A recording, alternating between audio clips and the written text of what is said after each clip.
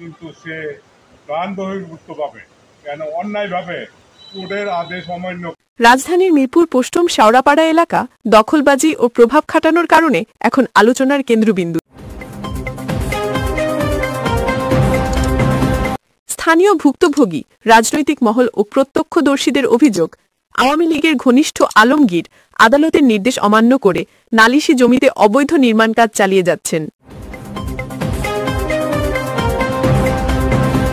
শুধু তাই নয়, সাম্প্রতিক ছাত্র আন্দোলনে হামলা ও নির্যাতনের অন্যতম অর্থ যোগানদাতা ও নেপথ্য কুশীলব হিসেবেও তার নাম উঠে এসেছে।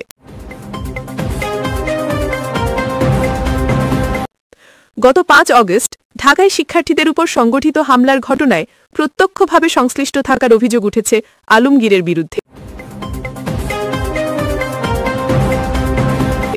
প্রত্যক্ষদর্শীদের দাবি, ওই দিন তিনি ক্ষমতাসীন দলের সহযোগী বাহিনীকে সমন্বয় করেন এবং হামলার অর্থায়ন করেন। এতে বহু ছাত্র আহত হয় এবং প্রাণহানির ঘটনাও ঘটে। স্থানীয় সূত্রের অভিযোগ, দীর্ঘদিন ধরে আলমগীর প্রভাবশালী এমপি মন্ত্রীদের আশীর্বাদে বেআইনি কর্মকাণ্ড চালিয়ে যাচ্ছেন।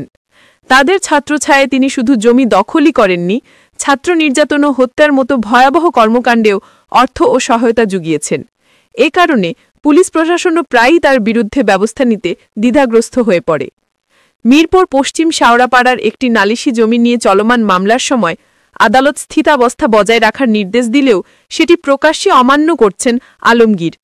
ভুক্তভোগী আলহাজ মুকুল আমিন, যার পিতা আলহাজ আব্দুল মালেক, মাতা নেওয়াজ বিবি এবং ঠিকানা প্লট নম্বর ৫৯৩, পশ্চিম শেওড়াপাড়া, মিরপুর, ঢাকা ১২১৬, মিরপুর মডেল থানায় এ বিষয়ে একটি সাধারণ ডায়েরি দায়ের করেছেন।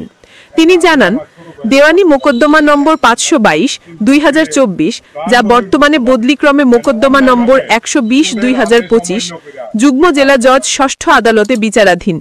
গত ১৮ নভেম্বর ২০২৪ তারিখে আদালত উভয় পক্ষের উপস্থিতিতে শুনানি শেষে স্থিতাবস্থা বজায় রাখার নির্দেশ দেন। কিন্তু সম্প্রতি উমরা থেকে দেশে ফিরে এসে তিনি দেখেন আলমগীর নির্দেশ অমান্য করে পাইলিং কাজ চালাচ্ছেন।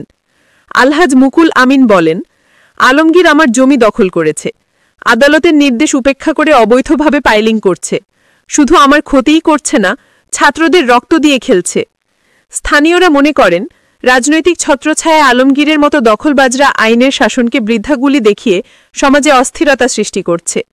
ছাত্রদের উপর হামলা, দমন ও হত্যার অর্থায়নের মতো গুরুতর অভিযোগের দ্রুত তদন্ত ও কঠোর ব্যবস্থা না নিলে ভবিষ্যতে আরও ভয়াবহ পরিণতি দেখা দিতে পারে। এখন দেখার বিষয়, মিরপুর মডেল থানা ও সংশ্লিষ্ট কর্তৃপক্ষ এই অভিযোগের পরিপ্রেক্ষিতে কী পদক্ষেপ গ্রহণ করে। কার্যকর ব্যবস্থা না নিলে ছাত্র সমাজের উপর হামলা ও সহিংসতার মতো ন্যাক্কারজনক ঘটনা আবারও ঘটতে পারে, যা সমাজে অস্থিরতা আরও বাড়িয়ে তুলবে।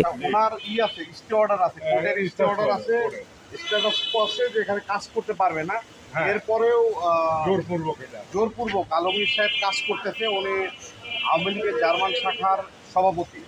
তো আপনি কি দাবি করেন? আমি ন্যায় বিচারটা চাই, সুস্থ ন্যায় বিচারটা চাই, যাতে আমি ন্যায় বিচারটা চাই। এটি আমার আমার আর কোনো অবৈধভাবে কথা, কোনো প্ল্যান নাই, কোনো কিছু নাই। প্ল্যান ছাড়া আমি প্ল্যানেরই ইচ্ছে জানি যে প্ল্যানেরই টাকা। এই যে কাজটা করছে, এই কাজটা কি আপনার ছোট ভাইয়ের নির্দেশে করছে না এরা নিজেরাই করছে?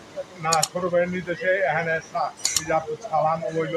আরেক বড় ভাই আমার, সে ৫ কোটি টাকা আরেকটা জমি আমার নিয়ে চলে আসে।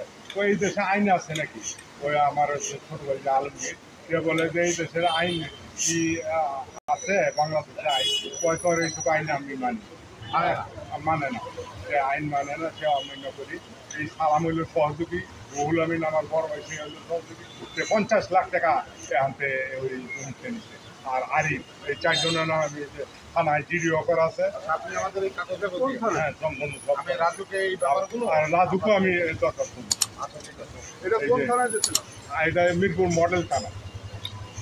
আমি ওসি স্যারের কাছে বারবার গেছি। আপনার নাম? আমার নাম আলহাজ মোহাম্মদ মুকুল আমিন।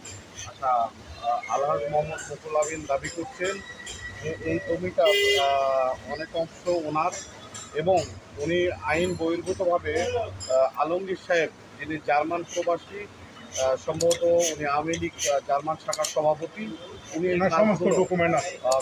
কাজগুলো করতেছেন এবং এখানে কোর্টের একটা স্ট্যাটাস কো আছে যেখানে কাজগুলো করা যাবে না। তো এখানে একটা আমরা report চলে। সরজমিন থেকে যে রিপোর্টগুলো পাইলাম, আমি রাজুকের চেয়ারম্যান প্লাস হচ্ছে এখানে যে আইন প্রয়োগকারী সংস্থা আছে তাদের কাছে অনুরোধ করব যেন তারা এই ব্যাপারটা খতিয়ে দেখে। ধন্যবাদ সবাইকে। আসসালামু আলাইকুম।